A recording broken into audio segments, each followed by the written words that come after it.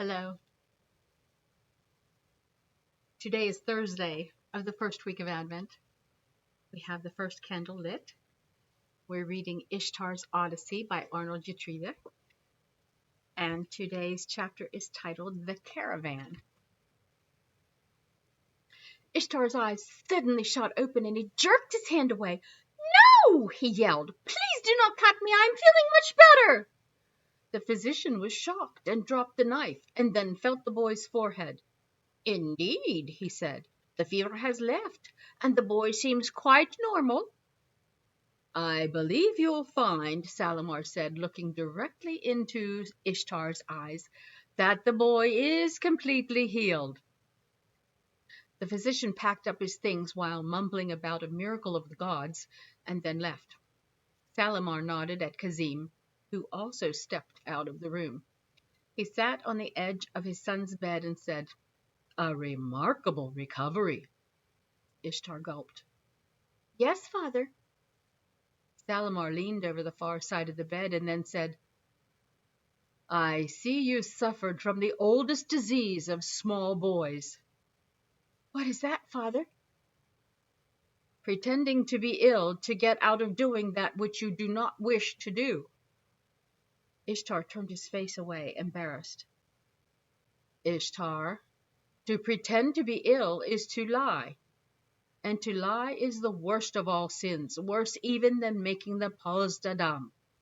Ishtar's eyes shot open, and his head snapped back toward his father.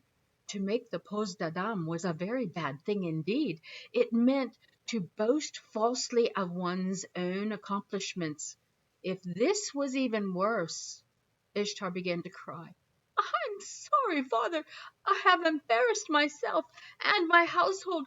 I shall wear this veil of shame forever." Salamar patted his son on the shoulder. "All can be forgiven if you are sorry," he said, "and if you repent." Ishtar wiped his eyes and now realized his plan had failed and he would still have to travel with the caravan. I just do not think it wise for me to go on this journey." "We've already talked about that, Ishtar." "Yes, I know," Ishtar said, sniffling, "but it is just a very bad idea.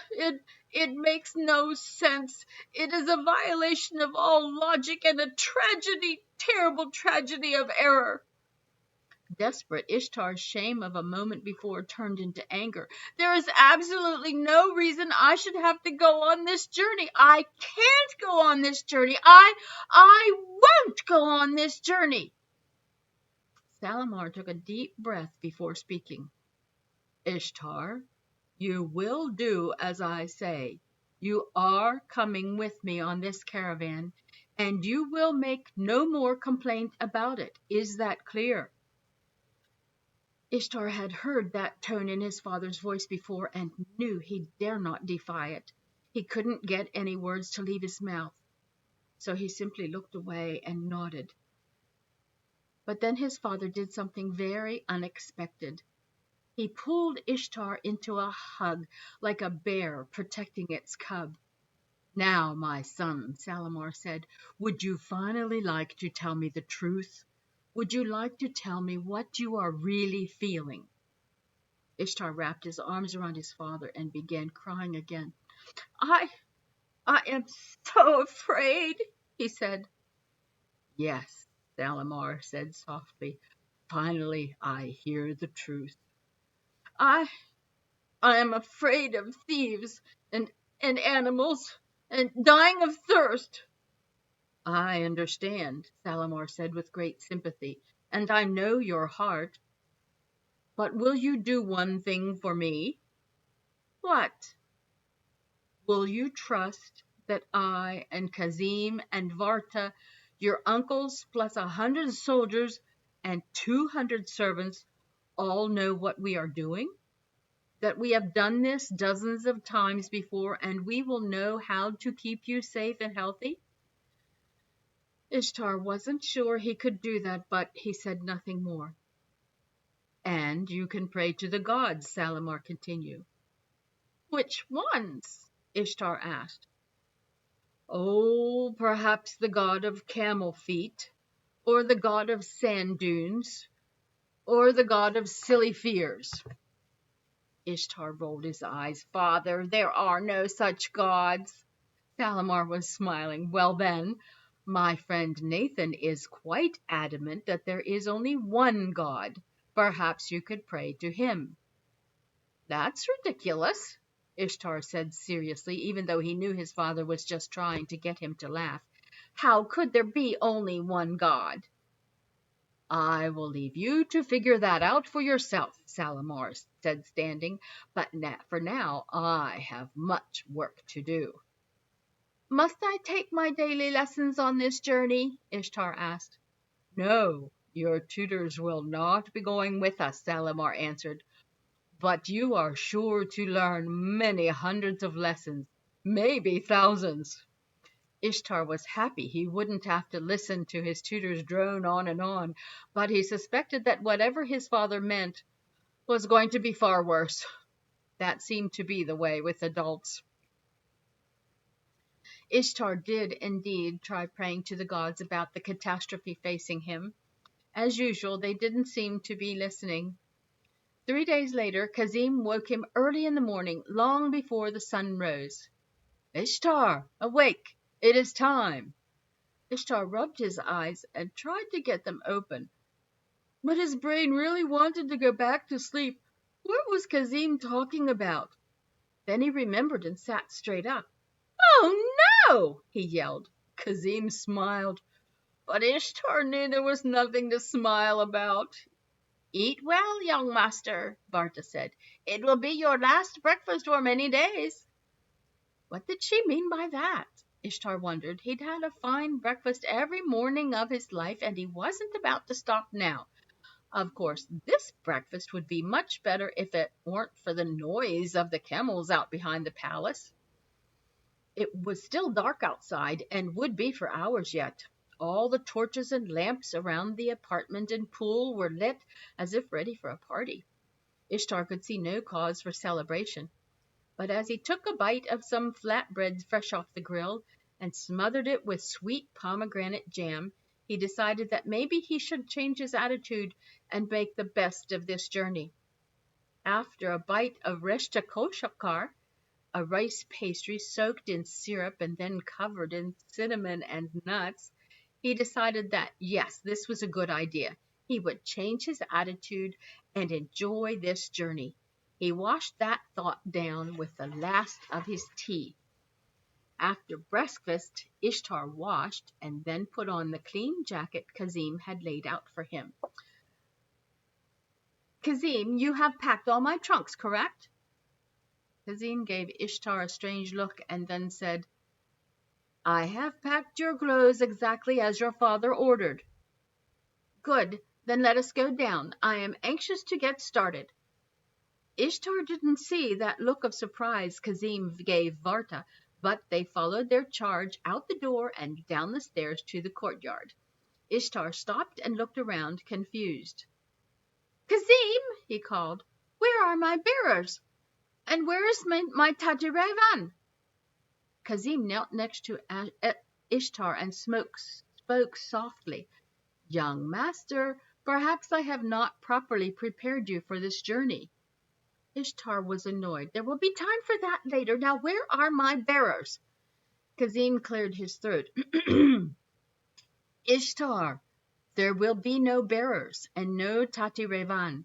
This is a caravan.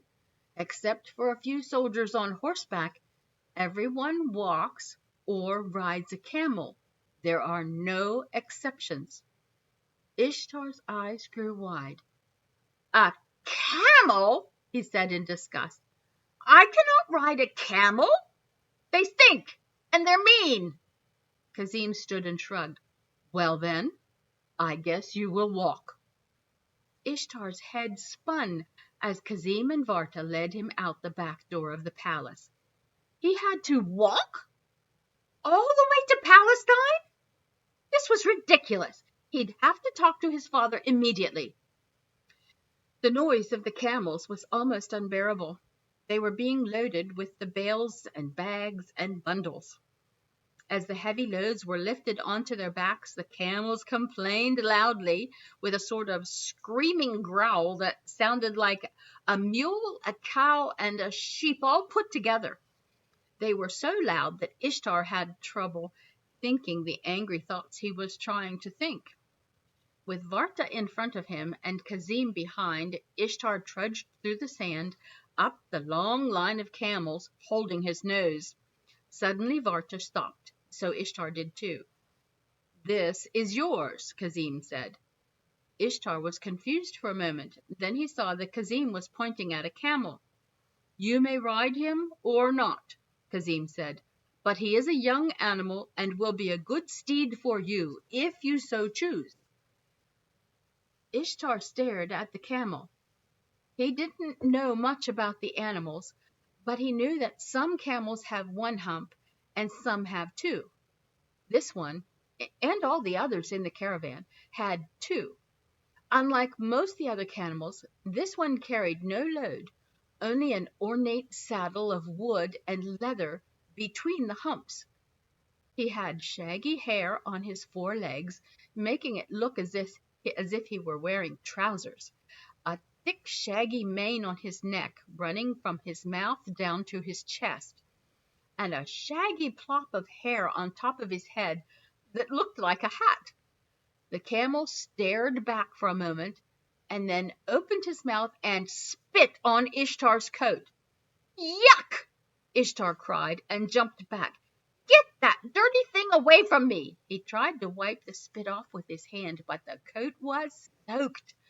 "Kazim, fetch me a fresh coat," ordered Ishtar. Just then the clang of two bells being struck with a stick sounded from the front of the caravan. One bell was lower in tone than the other, and they were being struck in rapid succession. "What is that?" Ishtar asked. Before anyone could answer, the long line of camels suddenly lurched forward and started moving. "Quickly, Kazim, a clean coat!" Kazim, Varta, Ishtar, and everyone else were now walking alongside the caravan.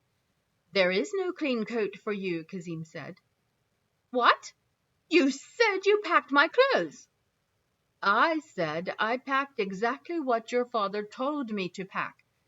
2 pairs of trousers, 2 tunics, 1 coat, and 1 set of fine clothes for when you meet the king."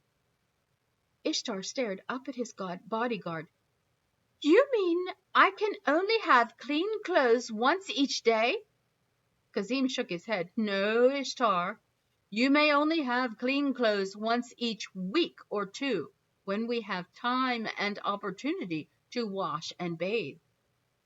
Ishtar was in such shock and disbelief that he didn't even notice the torches of the palace fading behind them as they slowly marched away from everything he had ever known. He did notice the sky in front of them was the star, and wished now he had never discovered it. A few hours later the sun rose in the sky behind the caravan and the star disappeared. Ishtar had only seen sunrise a few times in his life, and now was curious about his own long shadow that tripped off his feet, mimicking his every step. Those feet were already sore, tired, and dusty, and his stomach was asking for a proper lunch. And that's when Ishtar did something that almost destroyed the caravan. Following God isn't always easy. We may have to give up some of the luxuries of life that we're used to. Ishtar was shocked that he'd have to walk on this journey instead of being carried. He was shocked to learn he'd have to ride a camel and wouldn't be able to swim and have clean clothes every day. He'd gotten so used to his life in the palace that he couldn't imagine giving it up. Maybe we have also become used to our easy lives. What would we do if God asked us to leave all that behind and walk with Him? Would we be willing to walk away from it all to do that which God asks us to do? Would we be willing to obey? and follow him without question?